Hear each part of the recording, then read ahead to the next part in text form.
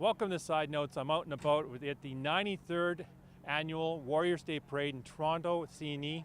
I'm with Sue, who's from the Warmotion, Driving the Great War. Yes. Can you tell us a little bit about your foundation, Sue?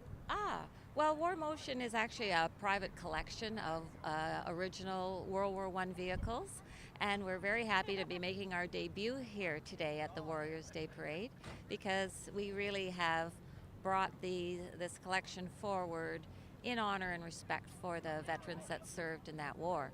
And we find that a lot of people in today's generation aren't all that aware of Canada's efforts in that war and all the men and women that helped move the war forward in the fight for freedom.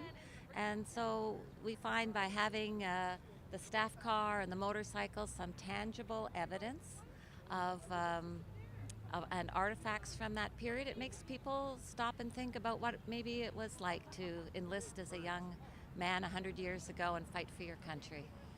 You have a bike here from 1914, there's another one from 1917. How old is that car that you're right behind you? We've brought three pieces from the collection with us today. One is the staff car. It's 1917. It's all original. It's required very little restoration, and it still runs today. Your website? Our website is warmotion.ca. Is there a place that people in Toronto or elsewhere in Canada can actually go see the whole entire collection you have? Well, what we're trying to do, and I mentioned today, is just our debut, and we've brought a few pieces from the collection. The collection is actually quite a bit more extensive than what we have with us today. But really our ideal goal is to be able to take the collection across Canada and tell stories about the war and draw attention and make a bit of a tribute to everyone that was involved in the effort, both overseas and at home. And that's what we would like to do. The owner of the collection has very generously donated the use of it for these events, and because we really would like all Canadians to be able to share in this part of their history. And all the pictures are on the website if anyone wants to go see other pieces of the collection? There's a few pictures on the website now. The collection we're restoring bit by bit.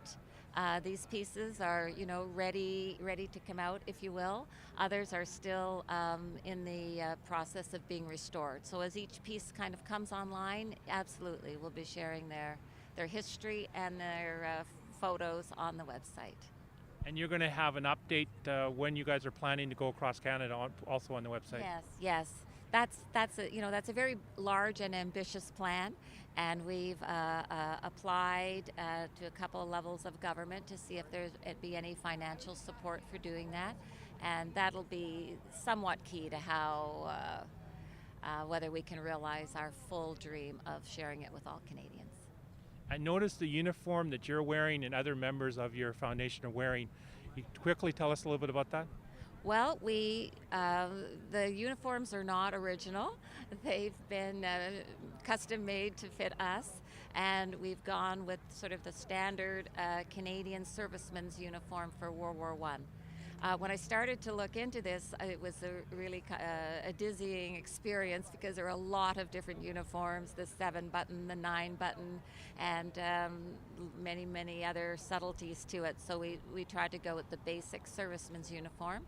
The two people riding the bikes are dressed like dispatch riders would have been in the war, because that's what motorcycles were largely used for.